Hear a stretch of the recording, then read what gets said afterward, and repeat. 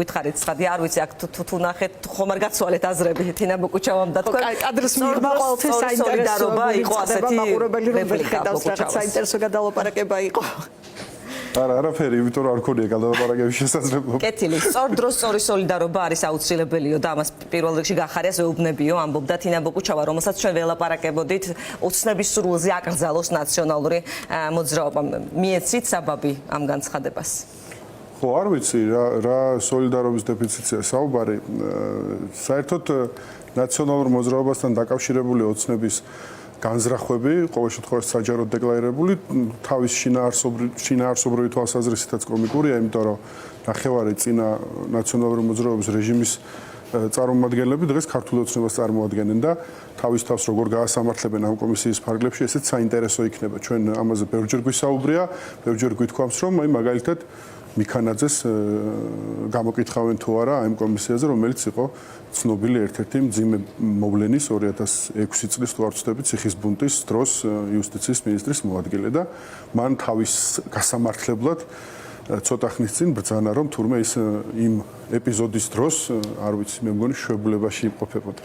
მოკლედ ერთი სიტყვით ამ კომისიაზეც ჩვენ ბევრი გვისაუბრია, ბევრი გვისაუბრია. პარტიის აკრძალვის დაპირებაზეც იყო საუბარი მათ შორის. ივანიშვილის დაპირება გახსოვდა. უყურეთ ამაზე ჩვენ ბევრჯერ ესე ვთქვათ ასევე ბევრჯერ გვისაუბრებთ, ცოტა გაუგებარია რას შევს 5 ნომერს აკრძალავენ და არ ვიცი 20 ნომრით დარეგისტრირდებიან რას ნიშნავს საერთოდ ეს კონსტიტუციური აკრძალვა. ქართულ ოცნებას სხვათა შორის ჰქონდა ამის დაფიქსირების შესაძლებლობა ხალხის უпростоრად ირმა ინაშვილის პარტიას აღარ მახსოვს რა. პატრიოტთა ალიანსის მხრიდან იყო ინიცირებული 2019 წლის პარლამენტში თუ არ ვცდები ეს საკითხი.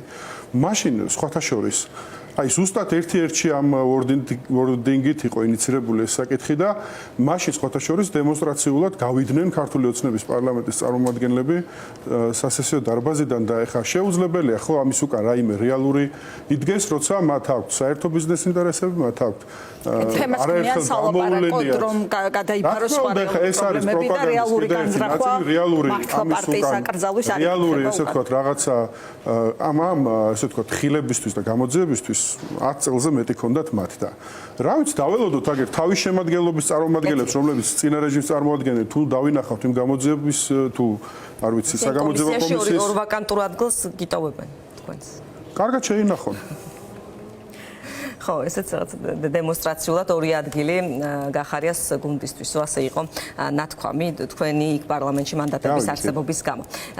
რეზოლუციას გადავიდეთ ახლა ჩვენ სტრასბურგის რეზოლუცია, როგორ უყურებთ თქვენ ამას? იქამდე გაკეთებული განცხადებებით ჩვენ ვივარაუდეთ, რომ თქვენ არ დაეთანხმებით სააკაშვილის შესახებ ჩანაწერს, დიდი ალბათობით და სავიზო რეჟიმის შესახებ. ხო, სანამ ამ საკითხზე გადავალთ, უშუალოდ მე კიდევ ერთხელ აღვნიშნავ, რომ ძალიან მნიშვნელოვანი ღონისძიება მიმდინარეობს, ხვალ გაიხსნება ოფიციალურად მიუხენის უსაფრთხოების კონფერენცია, ესე ვთქვათ, სადაც არც ერთი ეგრეთ წოდებული ხელისუფლების წარმომადგენელი მიწვეული არ არის, თუმცა ქართული ხალხის ინტერესებს და მათ შორის რეგიონის უსაფრთხოების არქიტექტურას და ასე შემდეგ, მათ შორის პოლიტიკურ სიტუაციას იქ წარადგენენ ჩვენი წარმომადგენლები, გიორგი გახარია იმყოფება ამ უსაფრთხოების კონფერენციაზე, მას ექნება ძალიან მაღალი დონის შეხვედრები, ის მონაწილეც არის პანელური დისკუსიების, შეხვედრები ექნება ამერიკის შეერთებული შტატების, დიდი ბრიტანეთის და ასევე ევროკავშირის ქვეყნების მაღალ წარმომადგენლებთან, აღმასრულებელი და საკანონმდებლო ხელისუფლებიდან, მათ ხელმძღვანელებთან. ამიტომ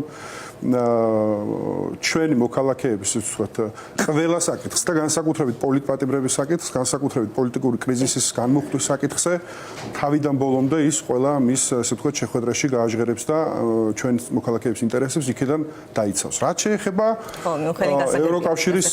ევროკავშირის რეზოლუციას, პირველ რიგში ჩვენ უნდა აღვნიშნოთ, რომ ეს რეზოლუცია მოპარული არჩევნების შემდეგ არის პირველი კონსენსუსური დოკუმენტი, ესე ვთქვათ, რომელიც საბოლოო ჯამში აფორმებს ხაღალძეც, მათ შორის რომ ოქტომბრის არჩევნები მოიპარა ქართულმა ოცნებამ, ის და მოპარული არჩევნების შემდეგ მთლიანად არალეგიტიმურია ხელისუფლება, ჩვენ ბევრჯერ გვითხოვს, მეც მათ შორის ამ ეთერში, რომ პირველი ფაზა, ესე ვთქვათ, ხალხის, ესე ვთქვათ, მონდომებით, პროტესტით, ჩვენ წარმატებით გავიარეთ, ეს არის ერთ-ერთი შედეგი ამ ყველაფრის, რომ ფაქტობრივად აბსოლუტური უმრავლესობით ეს რეზოლუცია იქნა მიღებული და ძალიან მნიშვნელოვანია რომ აქ ჩაიწერა და გაჟღერდა ამ ესე ვთქვათ რეჟიმის მიერ დაპატიმრებული ადამიანების საკითხი ძალიან მნიშვნელოვანია რომ ჩაიწერა ის რომ საქართველოს უნდა დაუბრუნდეს დემოკრატიული განვითარების გზას და კიდევ უფრო კრიტიკულად მნიშვნელოვანია რომ აღინიშნა რომ ახალი არჩევნები არის ერთადერთი პოლიტიკური და კონსტიტუციური კრიზისის ერთადერთი განმუხტვის საშუალება. სხვას უბრალოდ ჩვენი პარტნიორები, ხო, ევროკავშირიდან სხვა გზას ვერ ხედავენ, ისევე როგორც პრინციპში ჩვენი საზოგადოებაც, რომ სხვა ალტერნატივა გარდა იმისა, რომ ჩატარდეს ხელახალი არჩევნები არ არის. ეს არის აქ მთავარი საკითხი. ზიარებთ იმ ნაწილზე, როგორც ხვდებით, თავს იკავებთ? არა, თავს არ ვიკავებთ. ჩვენ არასდროს შევიკავებთ თავის სააგაშვილთან დაკავშირებითაც, თუნდაც ჩვენი პოზიცია ყოველთვის ცნობილია და ეს პოზიცია არ შეცვლილა ამ საკითხთან დაკავშირებით, ხო? არ ვიცი სხვა რა. უვიზო მიმოსვლაზეც ერთი რამე ძალიან მკაფიოდ უნდა გავმარტოთ. უვიზო მიმოსვლის შეჩერების საკითხი დიდი ხანია დგას დღის წესრიგში ევროპარლამენტის მხრიდან ჩვენ ძალიან ბევრი შრომა გავწიეთ იმისთვის რომ ეს ესე ვთქვათ საკითხი არ დამდგარიყო. ამას აქვს ძალიან მკაფიო მნიშვნელობა ჩვენი პოლიტიკური ძალისთვის. ჩვენ ყოველთვის უწევდით ლობირებას იმ საკითხს რომ საქართველოს მოქალაქეები ამ არალეგიტიმური ხელისუფლების ქმედებების გამო არ უნდა დაისაჯონ. თუმცა თქვენ გესმით ხომ რომ უვიზო მიმოსვლას აქვს თავისი წინაპირობები, ფორმალური წინაპირობები იგულისხმება დემოკრატიის ხარისხი, ადამიანის უფლებების დაცულობა და ჩვენ ძალიან დიდი ხანი ესე ვთქვათ ვლობირებთ იმას რომ ეს არადა არ მოხდეს, თუმცა ამ ფორმალურ წინაპირობებს შეიძლება დადგეს მოცემულობა რომ ამ ფორმალური პირობების დაკმაყოფილების უბრალოდ დაუკმაყოფილებლობის გამო ეს საკითხი საბოლოო ჯამში ეს ძალიან დიდი რისკია და ყველას უნდა ესმოდეს ის განსაკუთრებით ჩვენს პირველ რიგში მოქალაქეებს და განსაკუთრებით ქართული ოცნების ეგრეთ წოდებულ იმ ნაწილს ძირითად ხარდამჭერებს რო ეძახიან კორ ამორჩეველს ეგრეთ წოდებულს მათაც უნდა ესმოდეთ რომ გარემოცვაზე მინდა კითხოთ დასრულეთ კიდეში და დავასრულებთ ახლა რომ მათ მიერ ესე ვთქვათ დღემდე მათი დაცვის ქვეშ მყოფი არალეგიტიმური ხელისუფლების ბრალეულობა იქნება ეს თავიდან ბოლომდე თუ საქართველოს მოსახლეობას შეუჩერდათ ვიზა ლიბერალიზაციის რეჟიმი ეს ერთი სეგმენტი ძირითადი ამომრჩეველი ქართული ოცნების მინდა კითხოთ გარემოცვაზე ისე ძალაუფლების მაცოცხლებლებზე მაცოცხლებელთა ქსელზე როგორც მოიხსენებენ ხოლმე სასანქციო დოკუმენტებში რა გავლენა ექნება მათზე ამ რეზოლუციას რეალურად აქვთ საფუძველი თავის დამშვიდებს რომ ეს მაინც რეკომენდაცია გასაგებია პოლიტიკური წონა მაგრამ აი ფაქტობრივი გავლენა რა შეიძლება იყოს ეს არ არის ну გასაგებია რომ ფორმალურად ეს რა თქმა უნდა სარეკომენდაციო ხასიათის მაგრამ პოლიტიკური მნიშვნელობის დოკუმენტია და პირველად ხდება რომ გარემოცვის წარმომადგენლების სახელები და გვარები ფიქსირდება ესეთი ტიპის ფორმალურ კორესპონდენციაში კი არა და პოლიტიკურ განაცხადებში მოდი ესე ვთქვათ და ქაღალდზე სადღაც იდება რა თქმა უნდა ცხადია ამას აქვს არსებითი მნიშვნელობა ამ ადამიანების ბიზნეს საქმიანობის თვალსაზრისითაც, მათი რეპუტაციული რისკების თვალსაზრისითაც, მათი ესე ვთქვათ საქმიანი გარიგებების წარმოების თვალსაზრისითაც და ბევრი სხვადასხვა მიმართულებებით. ხა მე ბევრჯერ მომისმენია სხვათა შორის აქაც რომ აი ამდენი დღეა მოსახლეობა აპროტესტებს, სანქციებიც დაწყებულია, ეს რეჟიმები მიმდინარეობს, მაგრამ აქვს თუ არა ამას შედეგი. აი მე დღეს გავავრცელე სხვათა შორის ეს ინფორმაცია, რაც ოფიციალურად ფინანსთა სამინისტროს ვებგვერდზე სტატისტიკაში არის აღწერილი, რომ ივანიშვილი როგორი დამფრთხალია სანქციებით და როგორ ცდილობს გადამალოს საკუთარი ქონება, მათ შორის ისეთი ქონება, რომელიც ამერიკის შეერთებულ შტატებში ქონდა აქამდე განთავსებული. იცით რა შეა საქმე?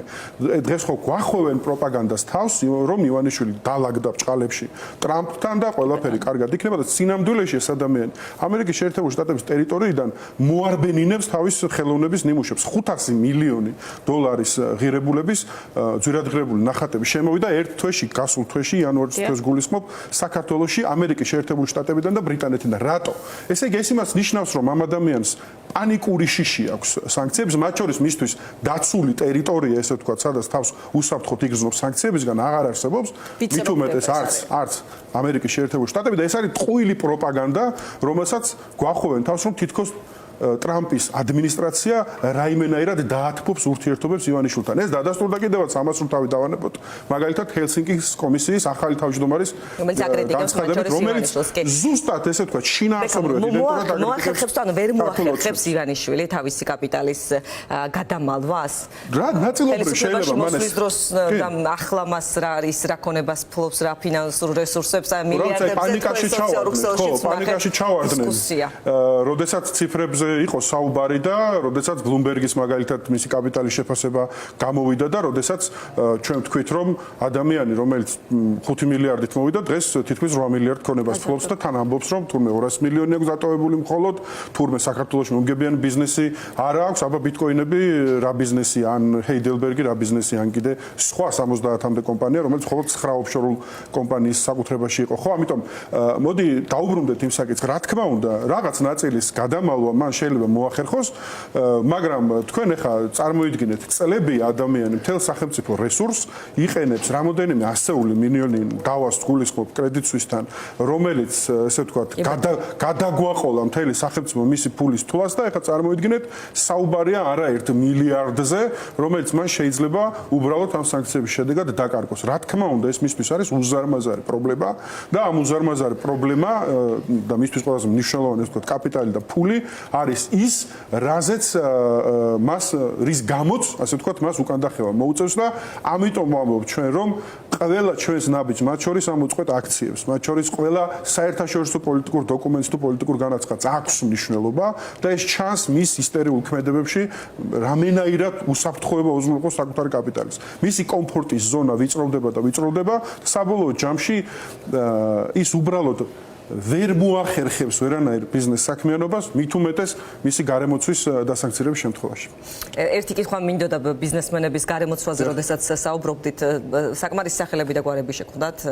სიმართლე გითხრათ, არ მინახავს დეტალურად არ ჩავყოლილ ვარ ბოლომდე, მაგრამ ეხლა საკმარისი არასაკმარისი ეს ხო შეფასებითი საკითხი ესეთი არ არის, ანუ ეს არის კონკრეტულ რაღაც, ესე ვთქვათ, გადაკვეთებზე და ბიზნეს კავშირებზე დაფუძნებული სახელი და გვარები. ეს არ არის რაღაც შეფასებითი ხო რომ მე მომეწონოს ან არ მომეწონოს.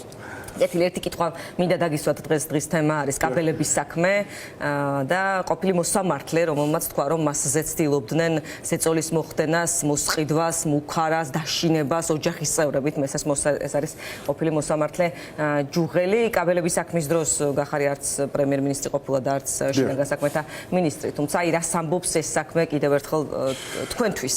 იცით როგორ არის და ივანიშვილზე თავისი პოლიტიკურად ის რომ სასამართლო სისტემა მთლიანად ესე ვთქვათ ჯიბეში უდევს ივანიშვილს და სწორედ ამისთვის გააძლიერა მურუსიძე ჩინჩალაძის კლანი სასამართლო სისტემაში ეს ყველასთვის გასაგებია. ეხლა მეორეს მხრივ რომ შევხედოთ ჩვენ და ესეთი ფაქტები ბევრი გამომზიურდება. უბრალოდ პრობლემა იმაშია რომ ევროპის სასამართლო სისტემა საკმაოდ დროში და ვადებში ესე ვთქვათ გვიან შეიძლება ჩვენი გადმოსახედად, მაგრამ საბოლოო ჯამში მაინც ჩვენთვის გვიან 10 წელი გავიდა. ხო, ამას გულისხმობ. ამიტომ ჩვენ ამის ფუფუნება არ აქვს. ჩვენ საკმარისი მეტი მხილება, მტკიცებულება, ფაქტი, ვიზუალიზაცია, კონკრეტული ნაბიჯები გვაქვს იმისთვის, რომ ვაკეთოთ ის, რასაც ვაკეთებთ. დავგმოთ არალეგიტიმური ხელისუფლება, მათი არალეგიტიმური ძალაუფლება და ვიბრძოლოთ ამ ქვეყნის თავისუფლებისა და დემოკრატიული თავისუფალი მომავლისათვის.